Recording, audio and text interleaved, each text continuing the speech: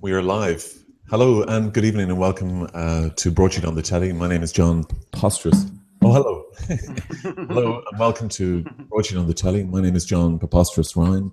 We'll be here probably till around midnight, but if it gets a bit, if it drags, we'll call it a night.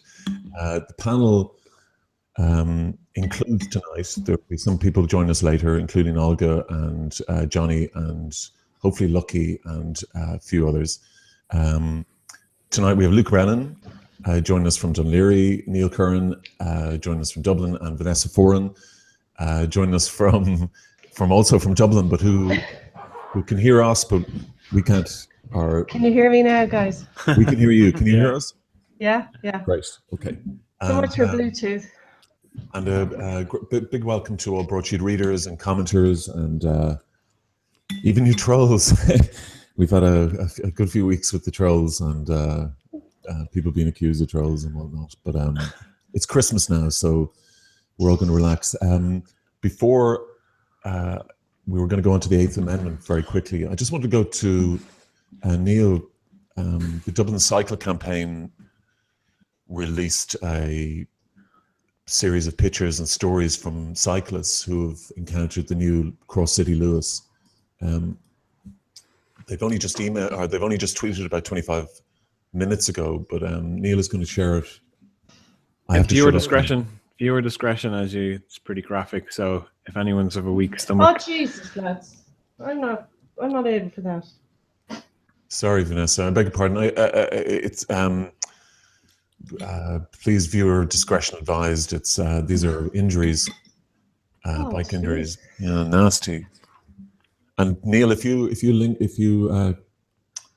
it's the Dublin Cycling Campaign's website. If you link through to, so they're raising awareness of the dangers with the new Lewis tracks and some of the collisions that have come out of it, and I think the images speak for themselves. But there's been a lot of talk about the dangers of the Lewis, the wet rails, and since the get-go on it, and the dangers of sliding on the tracks, and I think the other is tires getting caught in between the tracks.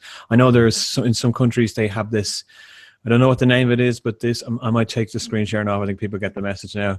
Well, if you could link through to the website, just have a look at some of the testimonies. Sorry, Vanessa, I didn't. Realize I was that squeamish. No, I didn't. I'm pretty squeamish. I saw it on the Twitter, and I hadn't really given it a good. That man's leg has been completely rebuilt. Yeah, I'm looking at the website here. I've skipped past the pictures bit. And there's quite a lot of people's experiences, their injuries on the site. Okay, some of them, obviously, some of them are going back before the Cross City. So this is a Lewis thing, I think, essentially. But it's the danger of having an urban rail that there's no safety features built in to the tracks. In some countries, what they do is, now I don't know the correct wordage, the correct terms for it, but there's a filling that goes in between the rails, that when the trams roll over it depresses. But when it's rubber, I think. But when people walk or cyclists walk, it stays in place. Given that I used the Cross City Lewis for the first time yesterday. And it was great because I was going to the north side of the city with my crash helmet on and my bulletproof armor. So it was nice to actually get the tram closer to my destination and get it back. So it's really great from a commuting perspective. But it's amazed that I didn't realize how much they've dug the shit up out of the streets. Yeah. And there's tracks everywhere. So it is, there's streets that are completely changed now to predominantly ruled by the Lewis. So yeah, it's quite hazardous. I don't think this is something that's gonna go away. I mean, I used to be a cyclist, and you read a lot of cyclists and their anger online, and it's kind of thing when you're not a cyclist, you're kind of ignorant to it. I do ride a motorbike though, so I am privy to some of the challenges they face, but this is certainly one that's not going to go away. Yeah, I wear leather jackets, leather pants. Just on the Dublin Cycle Campaign's website, would you has the frequency increased since like in the last few days? It's DublinCycling.ie, and then there's links to the Lewis track injuries. But they've highlighted, they've got to maybe 10 cases that seem quite serious. Those photographs would have been from the last couple of days or last few days. It doesn't say, they don't give reference to the photographs, but yeah, they're pretty unnecessarily graphic. But yeah, they kind of give the gist of it.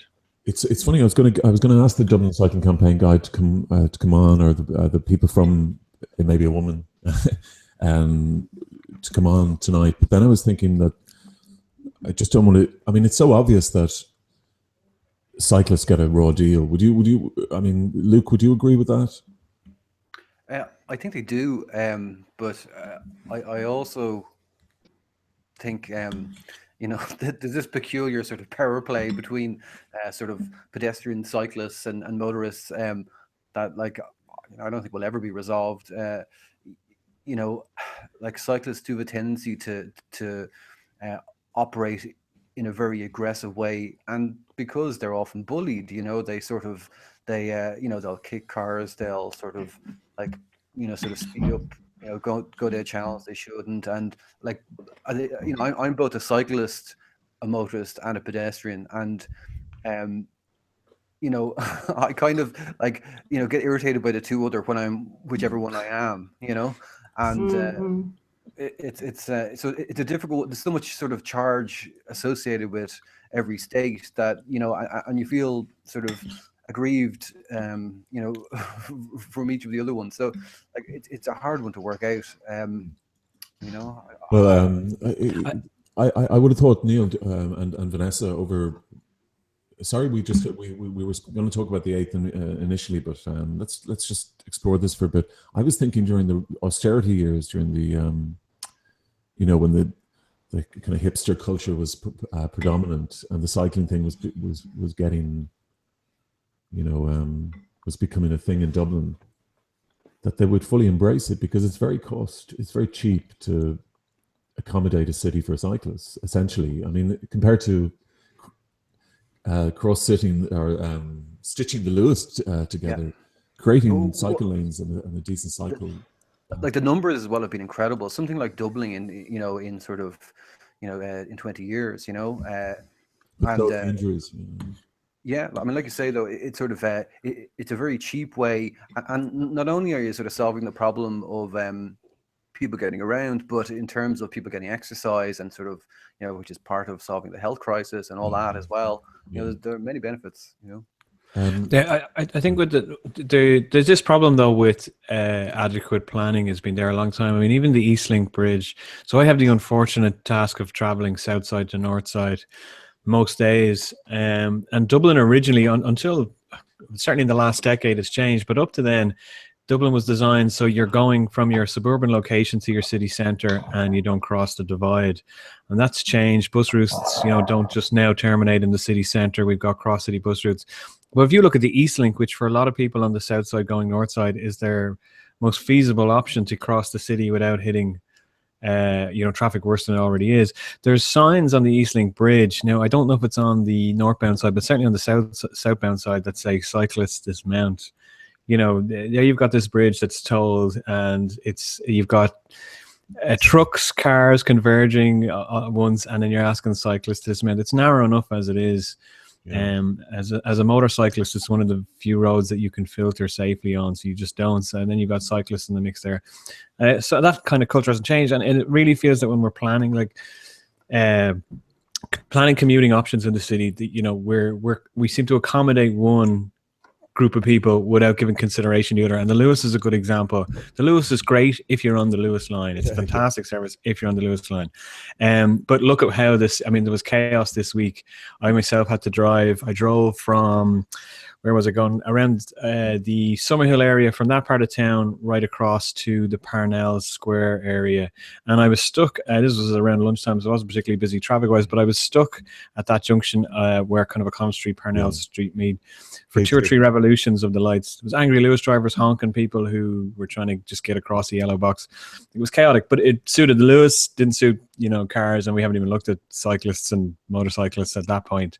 So yeah, it's whenever Dublin City or whenever the planners, whoever with the box of crayons decides to do these initiatives, and they accommodate one commuter group and disregard the needs of others. That's my opinion on it. Vanessa, how do you travel? Are you a car or Lewis? Car, but I do get the Lewis when I'm in court and when I'm down the forecourts. Yeah, because it's very easy for me with the park and ride, although I have used the car as well. But I have to be honest though, as a driver in the city, some cyclists, I'm not saying all, but some cyclists are a danger to pedestrians themselves and to motorists. yeah. They do go through lights. They do, crush at traffic lights. I'm going to interject because this comes up a lot, and Yeah, I know. Motorcyclists, car drivers, and pedestrians also run lights. We're all guilty of it, except the wonderful people on the panel who are amazing drivers and commuters. But everyone is guilty of it. So as much as I have run-ins with cyclists, I don't think it's always fair to brand them as the worst of the worst. I think we're all as bad as each other, and just. Well, now, Neil, you won't see a car being as blatant as a cyclist at a crossroads, at the KCR or at the Red Cow roundabout. I don't know. Or even the Folkestone roundabout. You wouldn't, But having said that, there's absolutely no way I'd let my child cycle to school in this city. You wouldn't? Shit yourself. No, I wouldn't. No. Well, no. I'm not even sure if it's possible in a kind of Viking medieval whatever city, Dublin. I'm not sure whether the central of the city, anyways, is a kind of a loss to cyclists. Luke, would you cycle into, say, O'Connell Street, for instance? Well, like I tend to, when I'm going in for other reasons, I tend to use a Dublin bike, mostly because it's not. I don't have a particularly good bike, but like the chance it'll get stolen. I've only got a small lock, I've a bike I bought 10 years ago for like 300 quid. I'm very fond of it, and like it's easier not to bring it into town because so many of them sort of disappear, and that's part, like the whole thing of cyclists are from a lot of directions, they get a lot of flack and sort of difficulties, and and that's down to whether a city is set up for sort of cycling or not. And like as Neil said, I think Neil's right that sort of a lot of it comes down to planning. But I think generally Dublin, Ireland's pretty behind when it comes to planning, and there tends to be it's a very sort of now sort of situation, and like planning should be about planning, so it should be about doing stuff for the future. And you've got all this the sort of interest in terms of like cyclists, motorists, pedestrians, but you've also got like commercial interests, wanting sort of traffic to be coming into the city, and that's pushing things on as well. I have an in-law who works in Dublin City Council, and sort of it's keeping 10 people happy, and when you're sort of when you're in that situation and things haven't been planned, they're not working off a 20-year plan, and they're not working, they're on a sort of week-to-week basis trying to change things, and they do go for something, but it's difficult. The the cycling thing has just been part of Broadsheet since we started. I have to say the bike theft. Cyclists just get it in the neck a lot. There seems to be complete impunity for bike theft in Dublin. Like they start like December is a big month for people standing in bikes. Have you seen our bike? Or we don't normally do this. Would you please find my bike? But nobody. I know that the guards get a load of bikes and try and return them to their owners, but you can just nick a bike now, and that's it.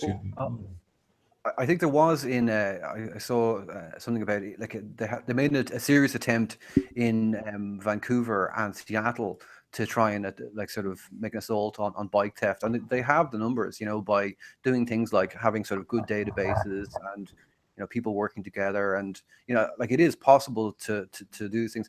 but you've also got things like that fuel it, like such as the bike to work scheme, you know, where people are basically encouraged to spend 500 quid, a grand on a bike because they think, well, it's kind of half price, so might as well. So you've all these like fancy bikes, you know, and to the people who are looking to find something worth 100 quid to steal, like the town is flooded with them, you know.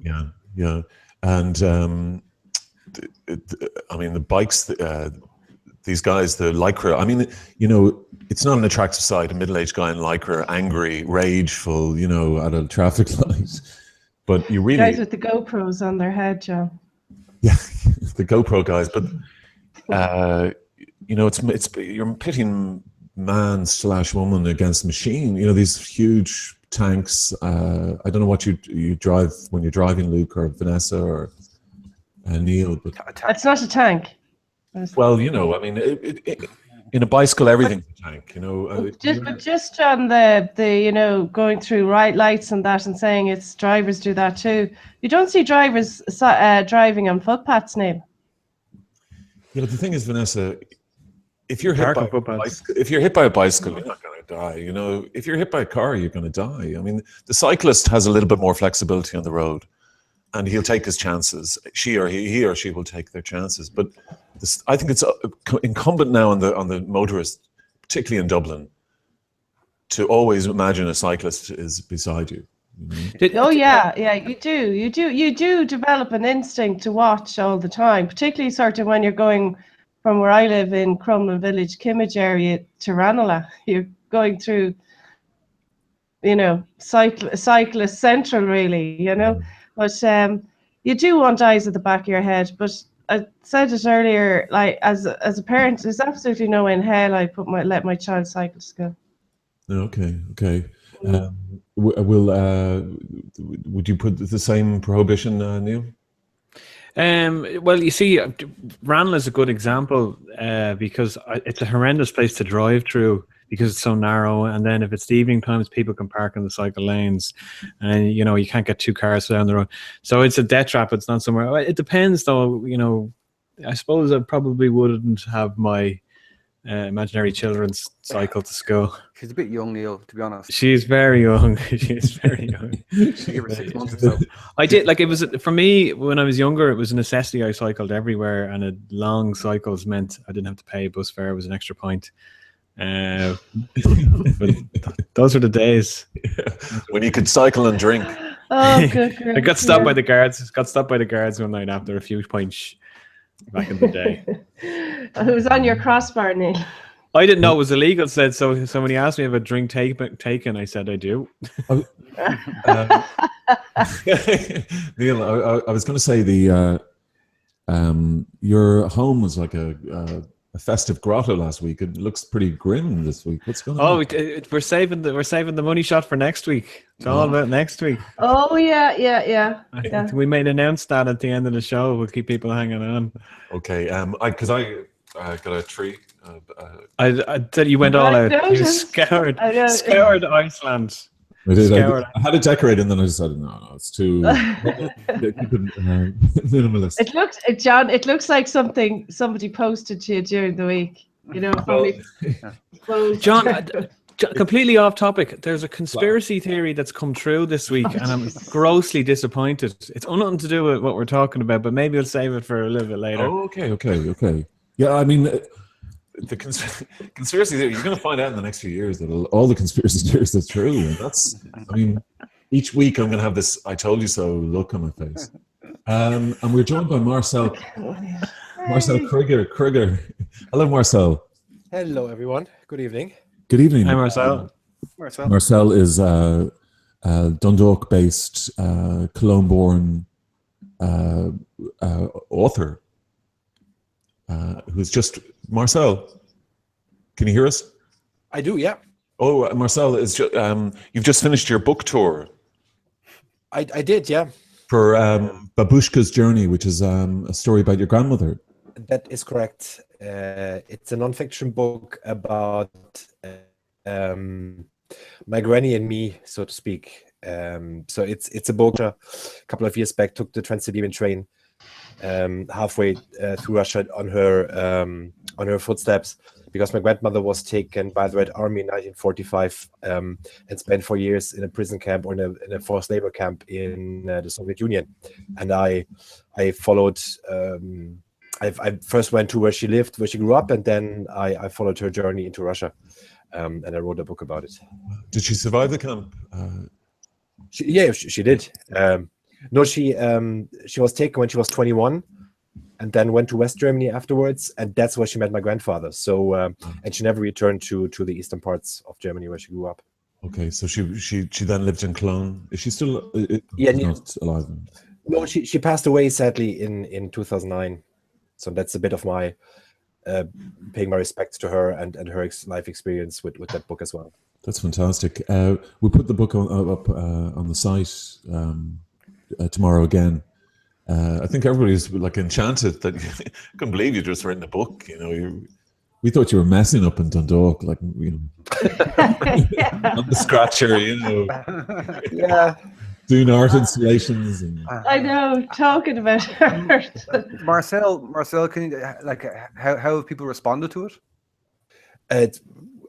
All the feedback I got so far is completely positive, because I think as well, because that part of the Second World War or that history of the Second World War is not widely known in the English language world. So it's mostly, I don't know, Belfast Blitz or Dublin bombing or Normandy landings and so on, but these like smaller stories from the East are not widely known. So people were really interested in about learning.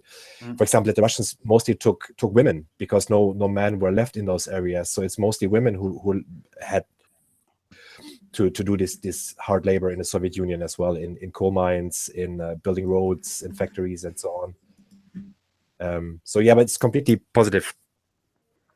Wow. Great, yeah. There's a famous, I can't remember the name of it. There's a very famous book, isn't there, about like two Polish guys who escape from a Siberian camp, and they walk all the way down as far as. Didn't they make a Colin Farrell movie about that a couple of years back? Did they? Yeah, I think. I don't know. Did they really? Oh my God! Yeah, well, and she went to a camp in Siberia. I mean, the sort of cliched. What had she done? Was she a political dissident or? No. She was just in the wrong place. So the area she was living in, East Prussia, was the first part of Germany proper that the Red Army moved into. Fought the Wehrmacht all the way from the Soviet Union across Poland, and but interestingly, my great grandmother, she had already witnessed the Russians moving in the First World War. And that was right at the beginning of World War I in 1914. And then the Germans had beaten the Red Army or the Russians. And so she told my granny and her family, no, we're staying. The Russians, they move in, and then the Germans would beat them and would be safe, which obviously didn't happen. But because of that, and then they were just behind the frontline troops. They were troops of the Soviet Secret Service, and they gathered lots of civilians that Stalin agreed about with Churchill at the Yalta Conference 2 years before.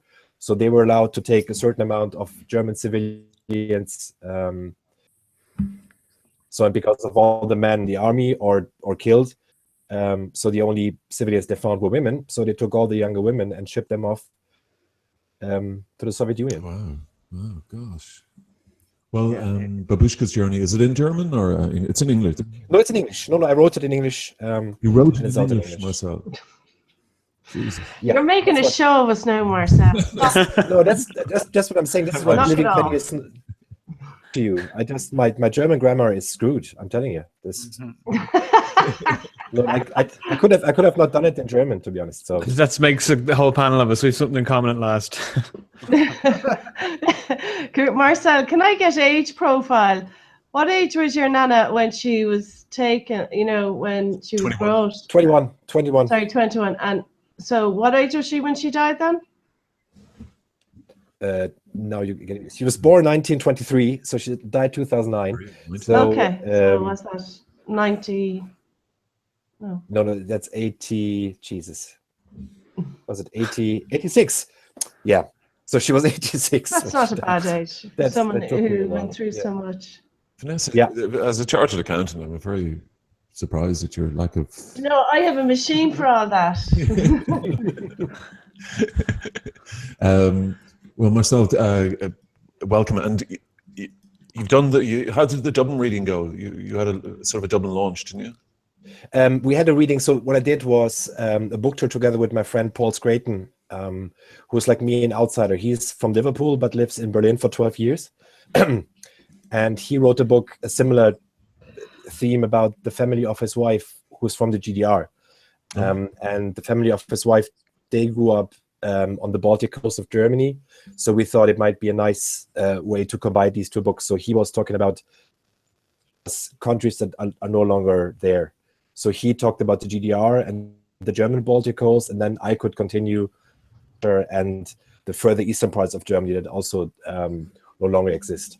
Yeah. And we did a reading in Dublin and the Winding Stair, which I can completely recommend. We did a thing in Belfast, in No Alibis, which I can also completely recommend. So if anyone needs to buy presents in book form for Christmas, you should always support independent bookstores. And then I also had a Dundalk launch here in Row River Books in Dundalk as well. So brilliant. And Can they read it? I must have lost my invitation to all these book launches. it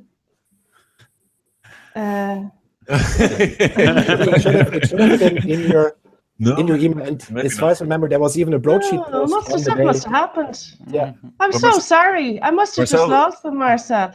Come here. I'm quite curious about the Scouser speaking German or the German speaking Scouser. Berlin-based. Yeah. Is there an accent thing? Is it? It's like that's a sketch almost.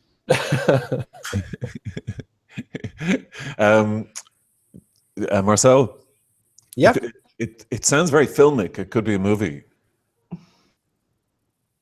To sell the film rights off at some point. The selfless person that I am. Marcel, Colin Farrell to play you. Yeah. Marcel, can I ask you? Who's this, Vanessa? Marcel, can I ask you? Did you publish yourself, or did you find an Irish publisher or a German publisher? Or No, I have a publisher in the UK. All right. They're called IB Taurus, and they mostly do non-fiction books. Yeah. So I've published a small travel guide with them before about Berlin, but this is my first proper book with them, so to speak. Great. Did you submit your draft, or how did this all come about? If you don't mind asking. That was part because they had the option based on that travel guide I did with them. So then they would, based on a contract, they would have an option for my next book, and this one was already done. So basically, I just said, okay, look, I've got this manuscript that I finished. I just need to polish it, and they said, brilliant, let's just do it. So it was just because I had this book with them already. So it's not that they found me in a slush pile somewhere. Marcel, that's fantastic. I wanted to talk to you later about a bit about Brexit, because you're a big EU fan. But Vanessa, this week the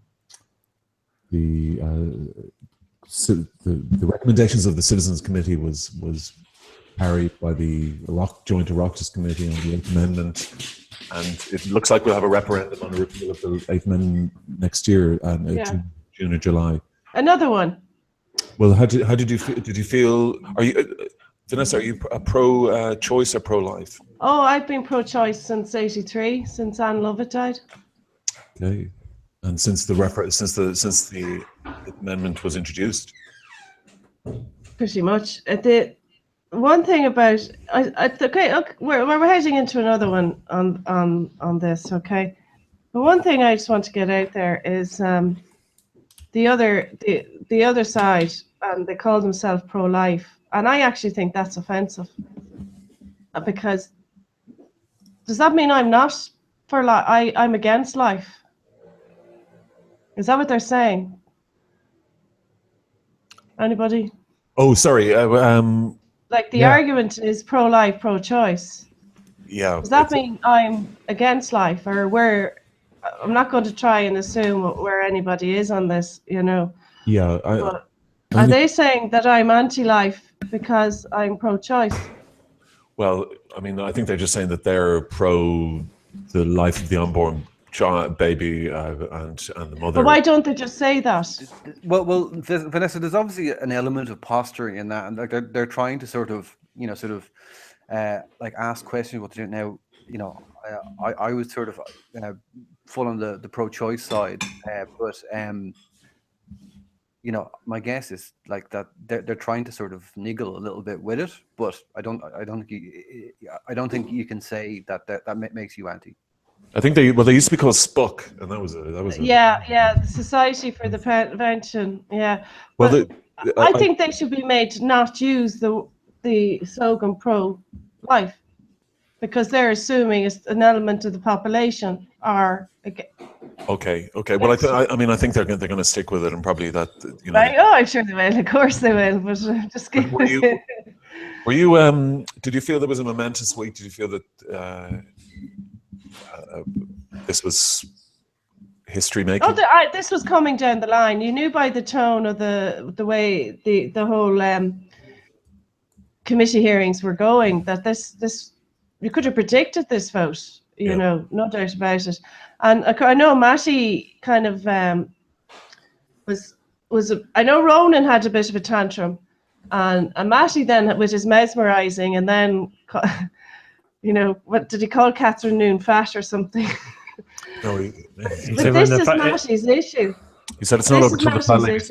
He said it's not over till the fat ladies sings. But to be fair to Matty McGrath, he's a harmless devil, but he needs an issue. And he's chosen this because he will struggle to get back in next time out. So he needs an issue. Yeah. So he's going to town on this. Well, I do think that I think the problem has been maybe over the last 30 years, Vanessa, is that the pro-life position is sincerely held by those people, like to the point where, that's the death of a life. They believe that intrinsically. The very being is about that. So when a pro-choicer is confronted with that, for the person whose feelings are sincerely held. Now, a pro-choicer could be like me. I mean, I will never have an abortion. So it's not as personal to me. I'm detached from it. The problem in Ireland has always been that the emotional weight of the argument has always been held by the pro-life side. I think that changed with the fatal fetal abnormalities. There were a number of them about 3 years ago, and people like David Quinn and Ronan Mullen and I'm sure these people are very decent people, but these are sincerely held views. Here's the problem for them. They had to say no to the... You see, if they agreed to fatal fetal abnormality or rape or incest or anything, or suicide, they actually agreed to abortion. So their bottom line, their line in the sand was so extreme, and they couldn't move that line. They couldn't sort of be flexible on that. And now they're playing out with this minority report, but that's presumably for their constituency or their... but they realize that I think that they realize that the game is kind of up on that score. But just general, pro-life, pro-choice. There's an awful lot of generalizing within those two sides. You can be pro-choice, but you may never want an abortion. But it doesn't mean you're for it or you agree with it. I mean, abortion is a tragedy. Anyone that has to face that decision. Yeah. They don't do it lightly, and then the pro-life to say that, well, I'm pro-choice, so I'm not for life. The fact that there's two sides, they're actually two very generalized titles, groupings, aren't they? But one has the one has traditionally had the emotional weight, and that would have been the pro-life side. And I think that the fatal fetal abnormality thing has just struck home in Ireland. It's like, okay, now we understand it coming home and their ashes coming home in shoe boxes or whatever. I mean the functional. I actually think it's the fact that they're really they're telling you how many girls are on the boat today How many are going to be going tomorrow? The fact that this is happening, I think that's coming home more so Okay. than fetal, because there would have been, you know, the fatal abnormalities. It's more common. You hear about it now because of advances in scanning. They Right. wouldn't have had that scanning 40, 50, 60 years ago. But Oh, have we lost Vanessa? people were, Sorry, Vanessa. We just lost you there for a second. oh, sorry.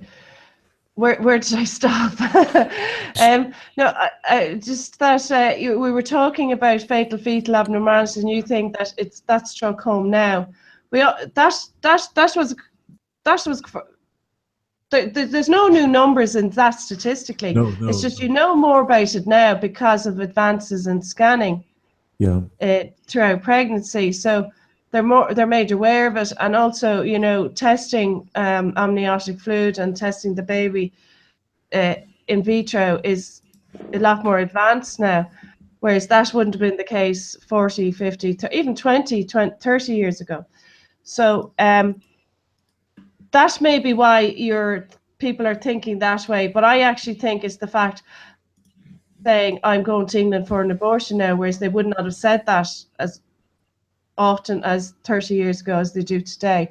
I think that the fact that there's more quantitative information on who's actually on the flight on Saturday morning at 6 a.m. Right. go and yeah. I think they've worked be out. back. Yeah, they've worked out this 10 people. Is it 10 people a day? 10 people. I think it's 14. Sorry, did I hear 14? Yeah, you know what? It's actually never accurate, because you don't know who's taken off from Knock, you don't know who's taken off from Shannon, you don't know who's taken off from Cork, you don't know who's getting on the ferry in Rosslare, or, you know, and then of course, why can't you go up to Belfast and go over? You know, so look at it's coming down. I think you're going to get the 12 weeks, up to 12 weeks in the next 18 months. No problem. I think that's pretty. Looks like it. Yeah. Evident. I'm loath to ask a bunch of guys what they think, but Luke. I mean, I don't know. I mean, I don't feel I have any sort of great take on this or anything else, but like, it seems like, you know, it seems common sense to me that in a world that we live in where there is choice in most things, it seems like an obvious thing that people should have choice in this. And, you know, not necessarily because the rest of the world is, you know, sort of has accepted that, but most of it has. But like, that seems to be the line where this thing has been drawn. And, you know, I mean, I can understand. I mean, same way you were saying, John. I mean, I understand. I saw Sarah Silverman was talking, you know, a little bit about this on something, and she was saying, you know, that she understands that, like, people who are brought up in a very, you know, sort of like, I don't know, like, rigid perspective on these things, that's all they see, you know, and it doesn't make them bad people. It doesn't mean that, you know, they're sort of evil or whatever else. And likewise, you know, like, you know, like the things that can be said about, you know, there's a charge associated with both sides. So, you know, I think people sort of being more accepting, and ultimately there being choice and people being able to make their own decisions is the right thing. And it seems that's the only thing that's going to happen. What they're saying, May or June, there's going to be a referendum, and like, I just can't see it going any other way. It seems that every poll is, you know, 60% odd. So Yeah. you know, that's Marcel, any thoughts? Yeah, I was thinking about what Vanessa said about the pro-choice and the pro-life, and I think this is what I find. I think the language is, you know, if we would tone it down a bit and make it a bit more neutral, I think that would help already. I don't completely get to get. Somebody told me a story once about a priest during mass, starting about how important being pro-life is, and that's really important, and the whole committee was that's it, now he's going to give it to the pro-choices, but in the end he said, okay, but if you're pro-life, you would also need to care about your neighbors, you need to care about the refugees coming into the country, you need to care about the homeless. So it's not about this one thing that is pro-life, that's the unborn child in a woman. It's everything has to be pro-life. And I think this is not. And for me, coming from a country where abortion in the first trimester is legal and there are no eyebrows raised whatsoever, I sometimes I struggle with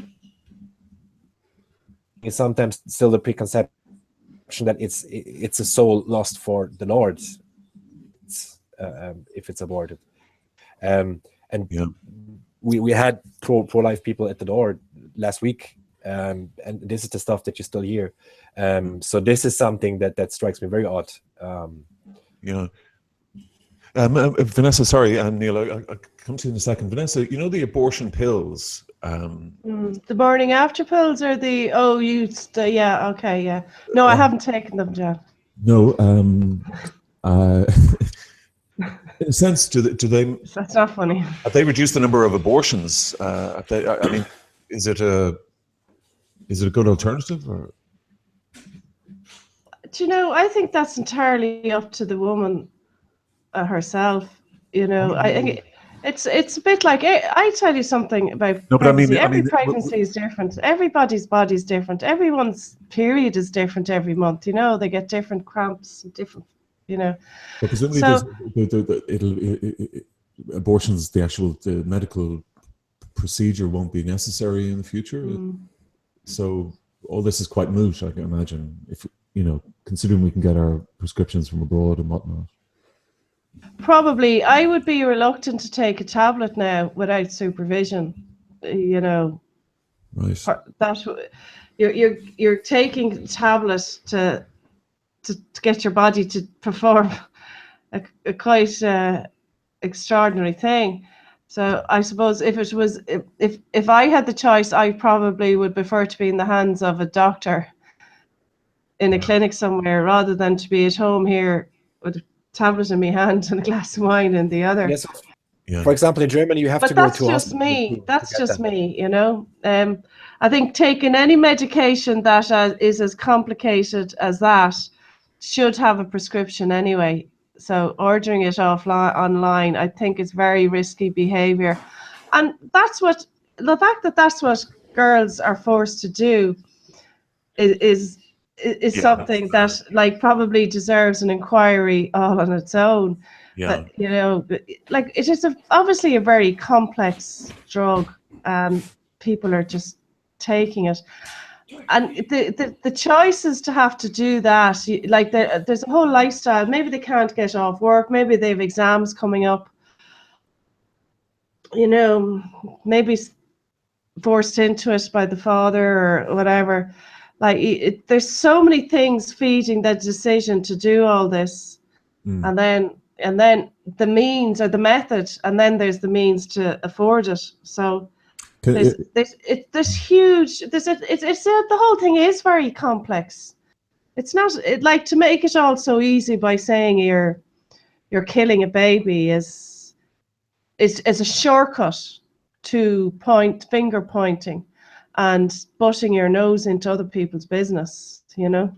Well, I think it's probably behoves or behooves, whatever, the pro-choice now to take the high road as much as possible in the next 6 months or so. I mean, I imagine it would get nasty. Sorry. It doesn't have to be nasty. I mean, it doesn't have to be. No, I'm glad you mentioned that, because the debate today between Claire Daly and Cora Staunton on the Sherlock. I was thinking the Mayo footballer. Excuse me.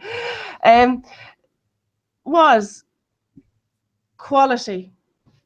It was the perfect example on how to argue both sides of a decision, yes or no, Tá or Neil.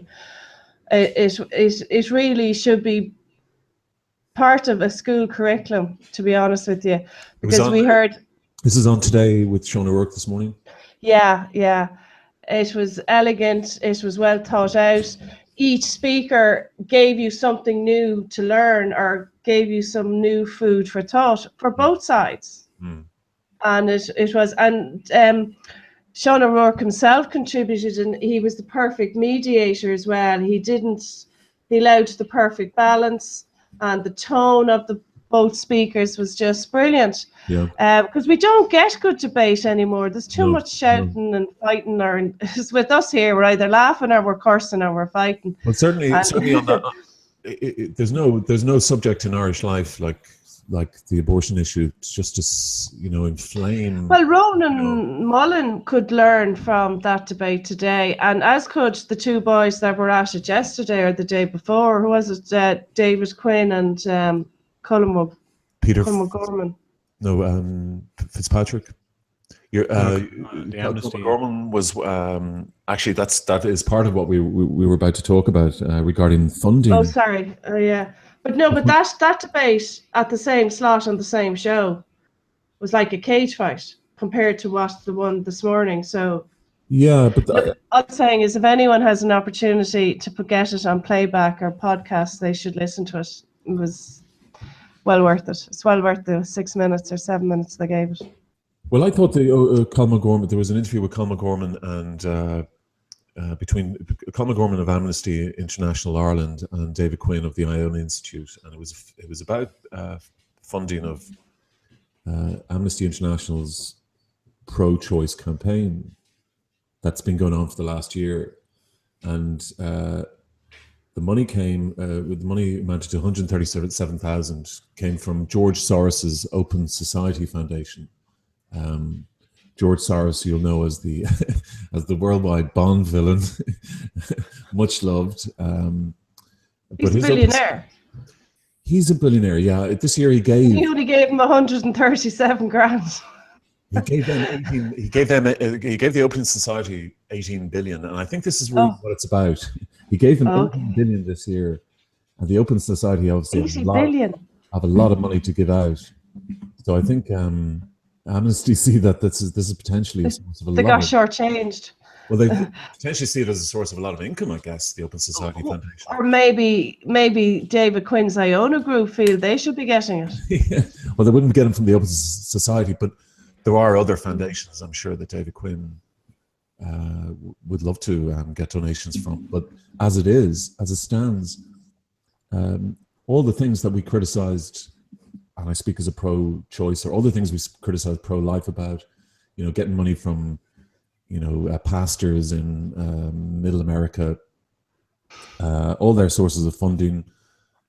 Amnesty have been, as the abortion rights campaign were caught out before earlier this year or last year, they've been caught doing that sort of similar caper. And they're crying foul. And frankly, I have no sympathy for Colm Gorman or the Amnesty International over this. What do Amnesty International Ireland do now? Well, because I'm used to seeing, I remember growing up, or certainly when I got politically motivated and active, I suppose, in my teens, it was prisoners of conscience, and they used to have these ads in the newspapers telling you the story of this prisoner and how to write to him. Send them postcards, and then there was the candles. You light a candle. They used to sell candles throughout the 90s. Well, what do they do now? Well, they got Aung San Suu out of house arrest, so they're probably moving on to. I thought Bono did that. Well, it was a bit of Bono, but. They were all in a rush to meet Aung San Suu at Dublin Airport, but Gilmore just beat them, second only to Colm Gorman and Bono. So that's one prisoner. So that's who they've looked after in the last how many years? I know. I mean, that's the most the most well-known prisoner of conscience of the last few years. I mean, that's fair enough, but there are more journalists in prison today. Because of their work than ever before. Okay. So that's surely the role of Amnesty International to tell you that, and not to come from me, an accountant. Well, I don't know. That's one thing. One second. They came to some decision that they support the pro-life movement or the pro-choice movement in Ireland. Amnesty did. Sorry, Luke, you were going to. Well, no, I was just going to say that, isn't this a growing trend that you have organizations like Amnesty and Greenpeace and all these, organizations that we grew up knowing about, where they're sort of, their motives and operation seems to have changed, and you have this, sort of sort of charity class that are sort of, finding sort of all the sort of causes that they want to fight for, and it seems a lot of times sort of like living in their own little world, and sort of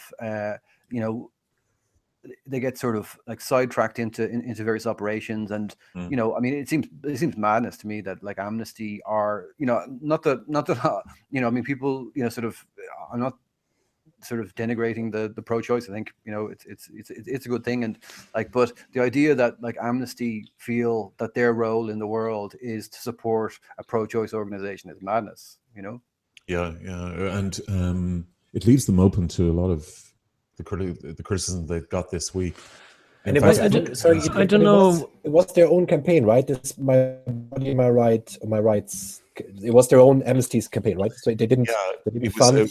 It was the 137,000. I think it was a 12-month campaign, which has got about a month left to run. I think it was just for this year, and I'm not sure. I think it was a poster campaign. It was about, but they felt that it was to have a human.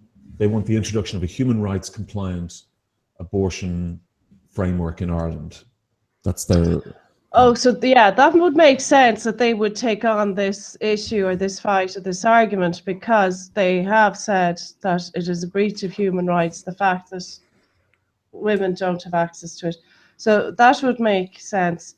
But I was at a work thing back in September, and Colm O'Gorman was the keynote speaker, and he spoke about housing and a thing called the social contract.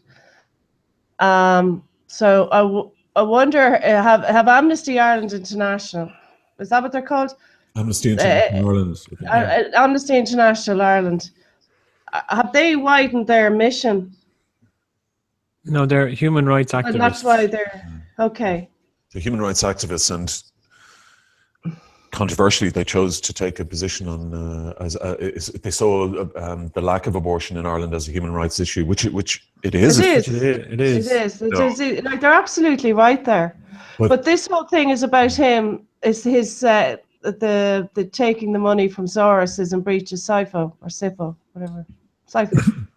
The Standards in Public Office said that it was a foreign donation for a political campaign. It is effectively, but then it's a human rights issue as well. So,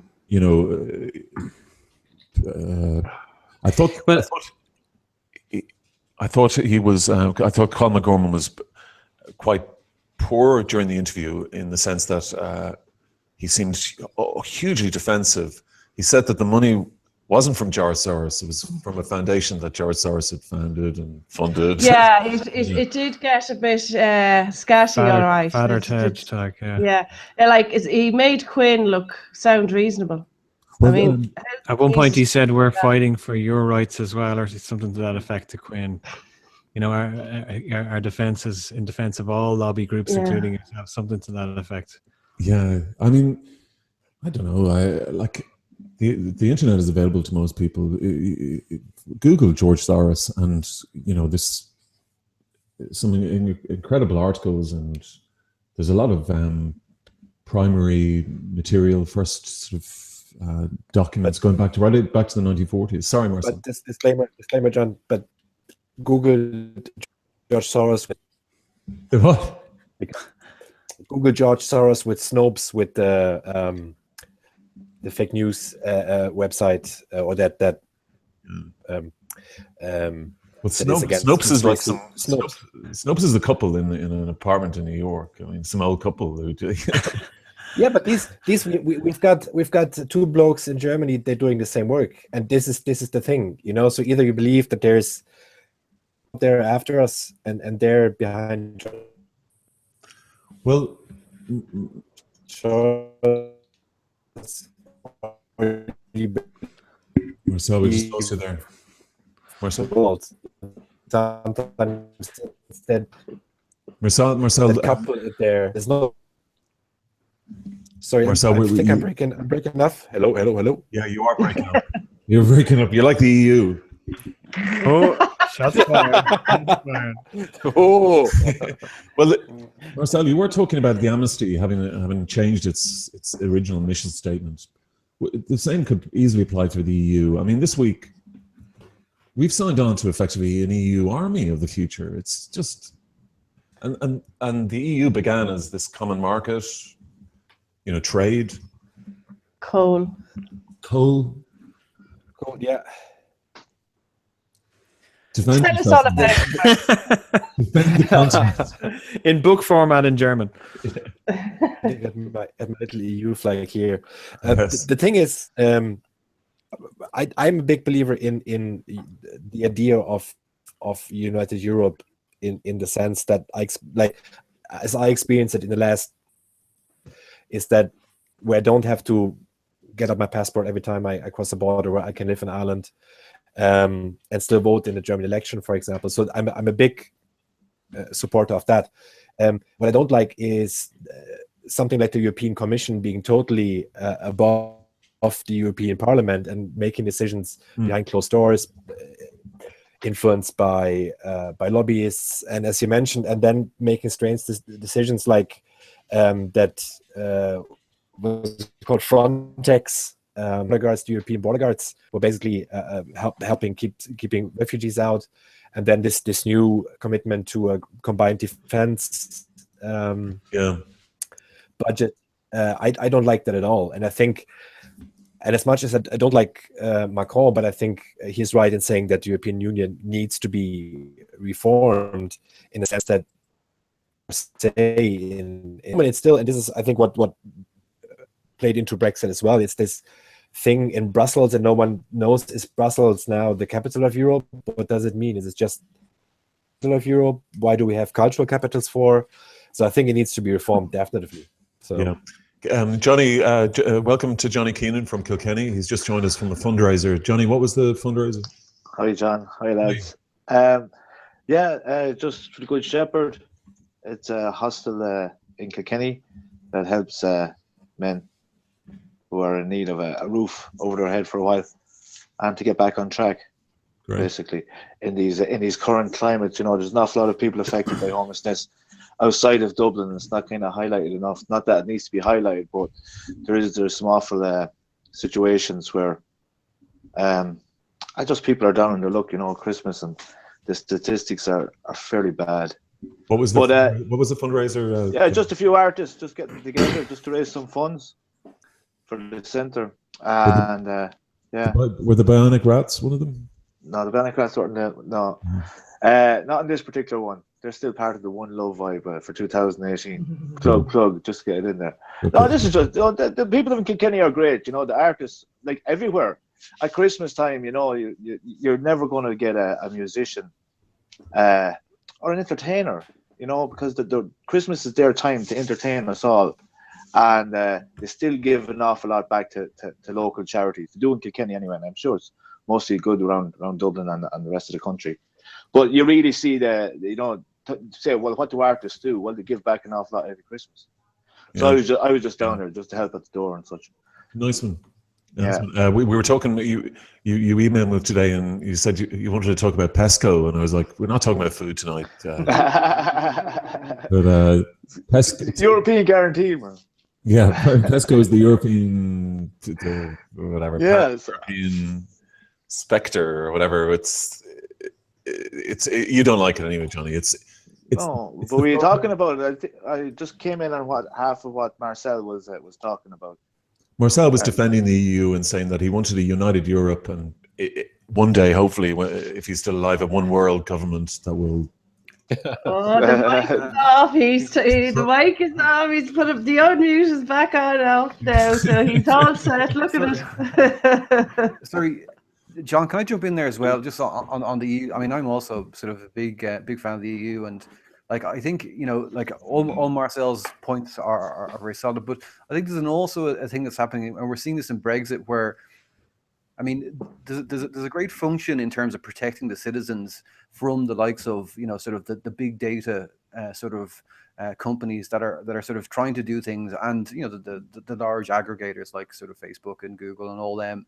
I think the EU does great work there, really sort of has our back, and I think one of the reasons that Brexit is happening is that the sort of their commercial forces, using the likes of like Boris and the rest as sort of like a front, to try and sort of move things into a situation where there's less eyes looking at them, and they don't like the EU. And one of the reasons they don't like them is that it's sort of it's not allowing them to sort of manipulate the masses the way they'd like to. And Luke, yeah.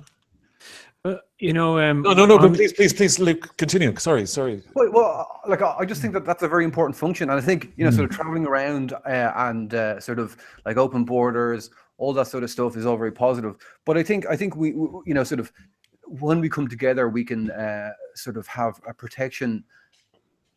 Sort of. I mean, Ireland can't really protect itself from sort of major powers in how it tries to sort of exert its power over us. That's just reality. Whereas in a union such as the EU, we have a chance to sort of maintain our freedom. In the intergalactic battle ahead. No, but I think what would be interesting in that regard is whenever the EU should come along in the next 2 years and says, but Ireland, we agreed that the whole of Europe needs to raise corporate tax to 12%. Then I think EU will no longer be such a big fan of the EU. It's protected. Luke, what would you say to that, Luke? Well, I mean, I think there's things bigger than tax. I think Ireland's got a good scam going, and it's creating lots of jobs, and it's great news. It's taken us. I mean, I think everyone here sort of knows what Ireland was like in the 80s, and things aren't like that now, and that's because of the choices we've made in terms of joining the EU, taking on a particular sort of regime, and that is going to end, and we have to be prepared for that. We have to sort of be a bit more sort of dependent on ourselves and what we produce and tourism and whatever else. But that doesn't mean that the things we have aren't good, Yeah, we're there's a couple of things there. The corporation tax thing is protected, but on what Luke mentioned about the protection of data, the government or someone was alluding to the fact that they made with the US courts on the ruling that they had made about the Microsoft data center, which would seem totally bonkers for the Irish government to do that. That I think was in the Times this week, and there was talk of referring it to Europe. But it's like a backdoor for TTIP, Neil, isn't it? Yeah, I mean, we'd lose a competitive edge there if that was to happen. But I've said it before on the show. Ireland needs to. We need to, keep on top of our game in terms of innovative offerings to attract business to Ireland. We're starting to see the tax structure change now. Our own tax is protected, but you keep saying that, Neil. But it maybe. America may have a 15%, tax. Well, 12%, 12.5% is better than 20%. That doesn't really matter. Yeah, things do change, but we need to change as well. Just onto something that Marcel mentioned about the European Defence Army thing that has come up, and then we spout this neutrality flag. I think that's something that as part of the EU we need to be having serious discussions about. I don't think in the world we live in now we can be totally head in the sand. We're neutral. Sorry, we're keep your fights to yourselves, lads. When we face new types of threats in the modern world, we haven't seen a skirmish in Europe since the creation of whatever the title was for Europe post World War II. But the dangers that we face now come in different forms, and to not be given consideration to what a European defence unit or whatever should look like. I think we should be quite vocal in that and in shaping that. Oh, well, that's where. But I think anyone who's against Europe is a lunatic. Okay. There is absolutely no reason to not be part of Europe. I'm one of those lunatics. What about really? You're a likable lunatic. I am. I think I am one of those lunatics too. Vanessa, are you one of those lunatics? No. The lunatics in the house. I suppose with my accountant's hat on, I would say we're just too small to survive on our own. Stop. I think our costs of running the country are just ridiculous, and we need a lot of subvention. Okay, that's number one. Number two is, I don't know, we've indigenous population of just over 3.5 million. Is it? I think we need to. I think we need to be. Yeah, I think we need to be part of Europe. I think Ireland is better. It's done better. The fact that it has been part of Europe for almost 50 years was, well, it's over 45 years anyway. Ireland has done well out of it, and I think Ireland should stay in Europe. This thing of Irexit or anything like that, it's absurd notion. Well, I guarantee in a year's time it'll be so firmly on the table, because won't John? The EU, the whole, it goes against human nature, frankly, what they're trying to do. You don't force people to stay in clubs, and you don't beat them around the head when they want to leave. But if you're referring to Brexit, yes, you do beat them around the head for wanting to leave. But why? Why not? Why? Because they're beating. Position, no, John. But all the Brexiteers, all the Brexiteers are little Englanders. All Trump voters are, racist crotch grabbers. We've had 2 years of this now, Neil, and Johnny knows this too, and Luke, and Marcel. You must be sick of it. We've had 2 years of this from the media. But I'd like to hear a well-intelligent argument as for why Ireland should leave Europe. I won't be able to give you an intelligent argument, but I'll give you an argument, Neil. And it's just my point of view. You know me at this stage, so whatever I say is just the way I see it. And I did say to John when I was looking at what I could talk about, and I'm kind of a bit wound up at the moment from Pesco, and it's not an Italian pasta. It's the acronym for it actually is Permanent Structured Cooperation on Security and Defence. So let's just deal with the last two there first of all. Security and defence. If I was to say I'm defending my house or I'm secure in my house, it would mean the same thing, wouldn't it? So this is more EU bureaucracy and mumbo jumbo. When it breaks down to it, I'd be pro-Europe in relation to what we can get out of Europe and how the passport works and the way we can get around Europe. There's so much to say for us. But I did vote against Lisbon on the back of this. This was coming down the line. People, not conspiracy theorists as what's like to be called, they used to be called peace activists, and they still are. So anyone who's kind of, a conspiracy theorist is usually a peace activist as well. So I'm very scared about an army that we have to buy into. I think it's 1.2 billion or something initially. And basically, I'm just, naive maybe, but I do actually think that if that money was invested in peace, there's more people. This is the governments. This is where Brussels are at. They're a bureaucracy. They're unelected. They are the United States of Europe on the same mission as the United States of America. When you strip it all back, to make an army of 28 countries, that's very colossal. And look where all that money is going to buy arms. I'm just so much against this, and the way they decided in relation to the abortion issue. I don't know if you were talking about it, but the people that would look at the abortion issue and then say these lives are sacred, but would have no problem sending their grandkids or kids out to whatever war that the EU will need them for. And I know this was all done in Lisbon, but I didn't buy into it then, Neil, and because I didn't buy into it now, I'm so much against it now. And how they did it, they didn't even discuss it in the Dáil. 3-hour debate. They don't. Do you know? And Johnny and Neil, I think you'll agree with this, that and the media didn't touch it either, as much as. But go on, sorry.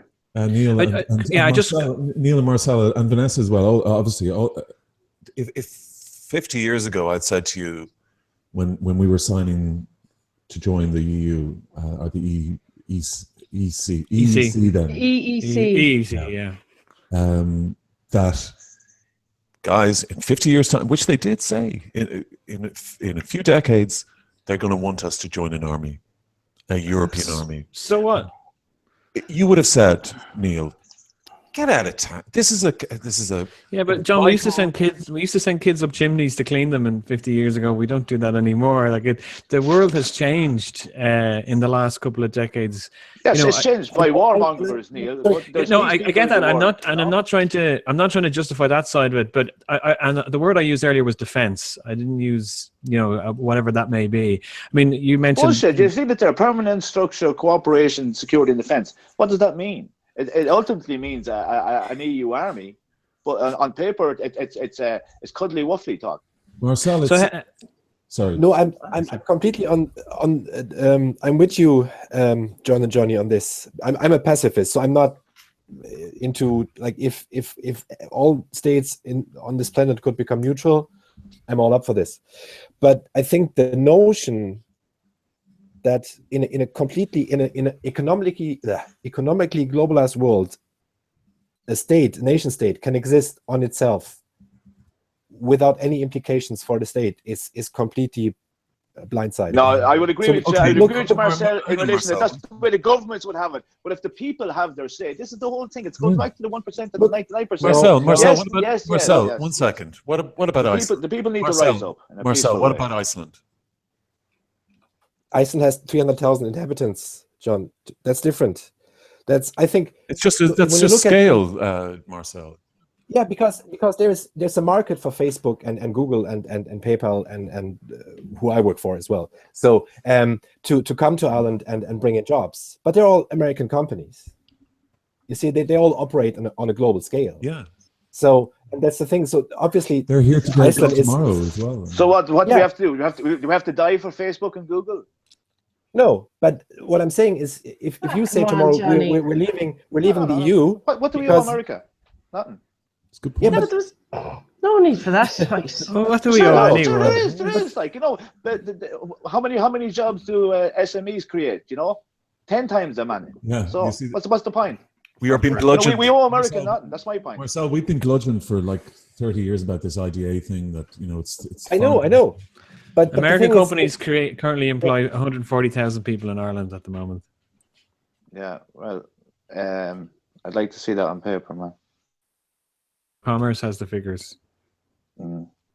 So how much does the public sector? So what I think IDA must have them as well. The point I was trying to make, I was not trying to balance off. Neil, they would all leave tomorrow if they got a better rate. No, they would, but the Mary's Corner shop would close down tomorrow.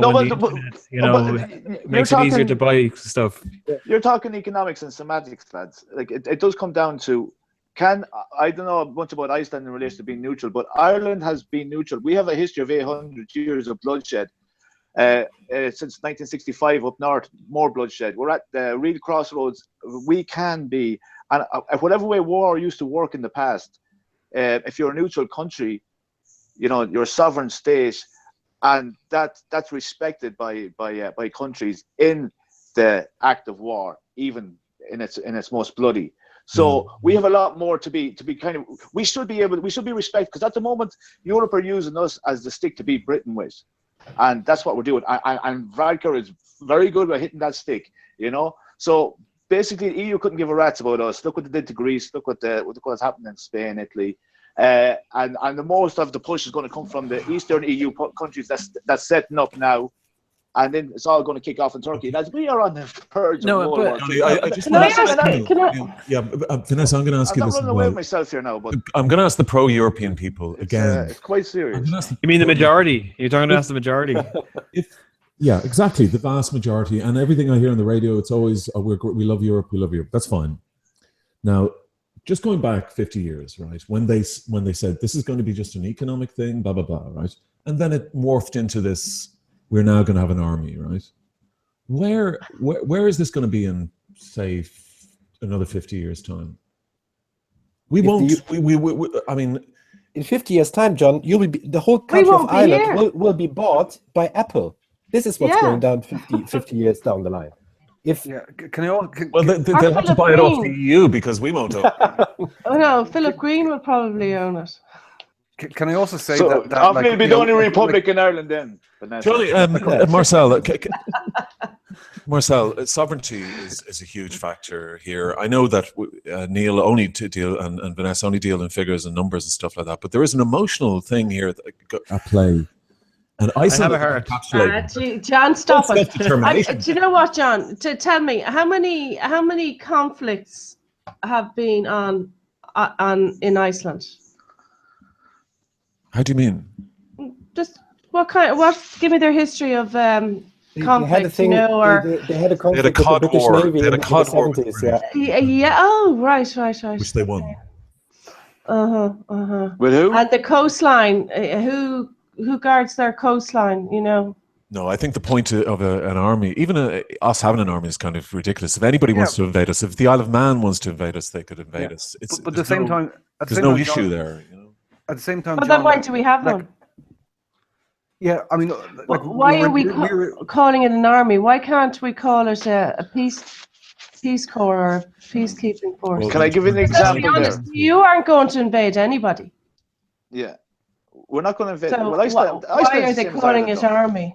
Vanessa, if you walk down the street, and there's bouncers outside the door or the club, it's a bit intimidating. You know, they're there to protect the club and its patrons. But if you go further down and you don't see a doorman and you go in there, it could be possibly one of the coolest places on that street, you know? So I'd like to see Ireland as the cool country. And I think we should be able to negotiate with Europe and say, listen, we are in our constitution neutral. So can we hold on to something that our forefathers fought and died for so there wouldn't be any more bloodshed?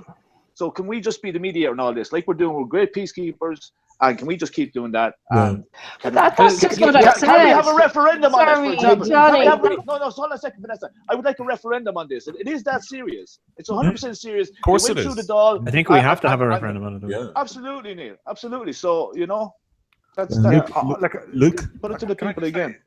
Luke, are you ready to join an EU army? Well, you see, the thing is this, John, right? Like, and it will be conscription. Like neutrality is not, you know, like we have neutrality now, and we also have an army.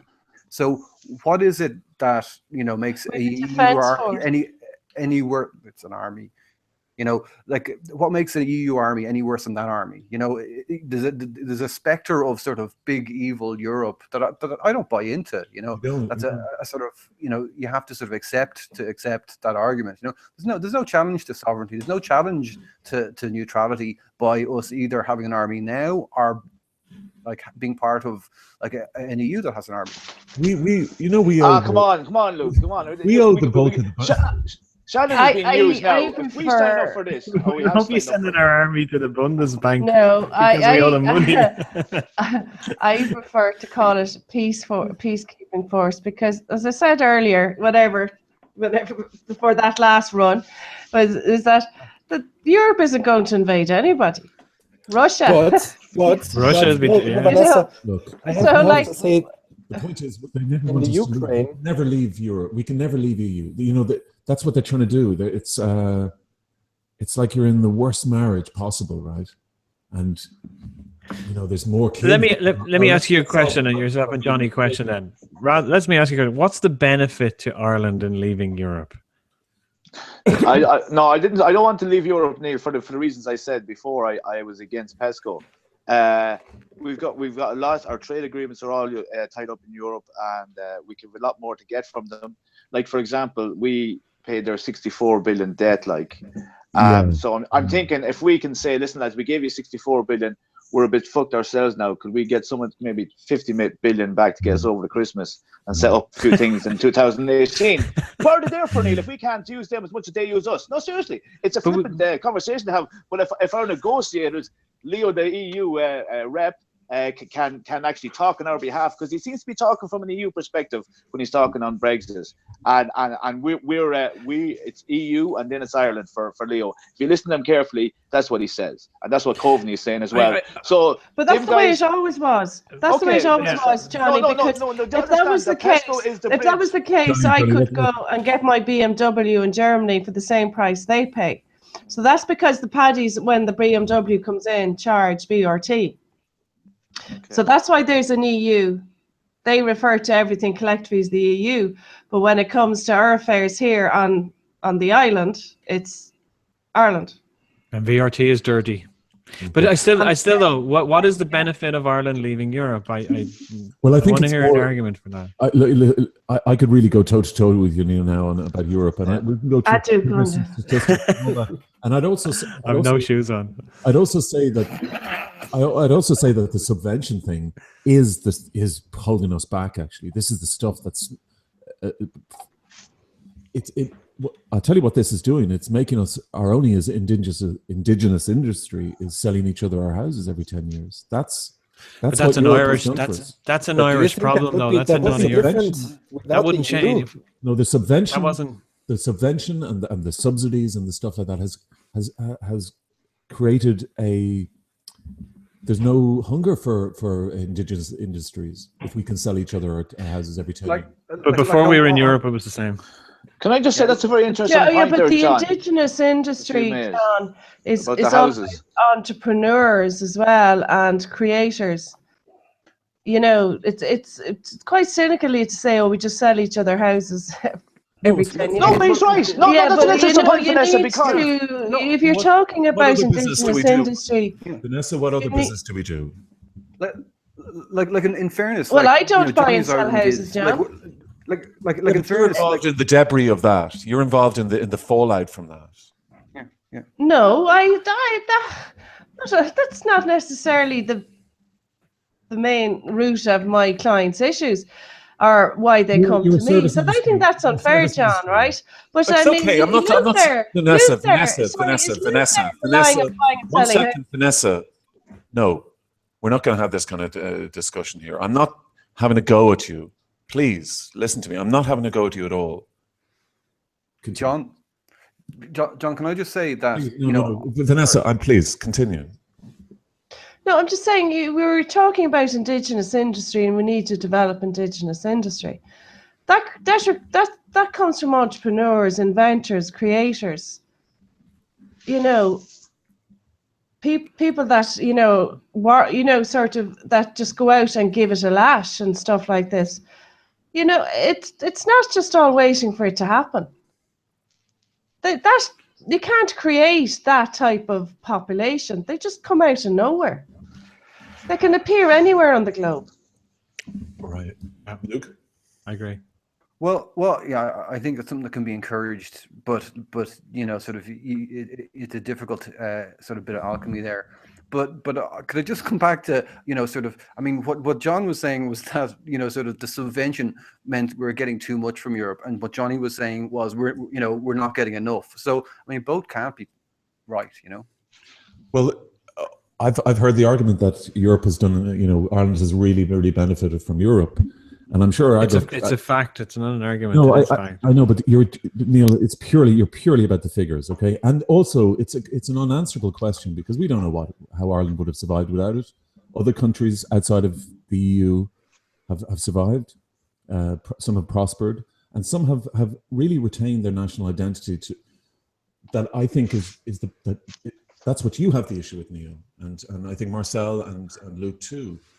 The nationalist thing. But there is no. That's what I really like about Ireland, and that's why I, for example, applied for Irish citizenship as well. Is there is this positive aspect of heritage and nationality, which I like, which we don't have in Germany, for obvious reasons.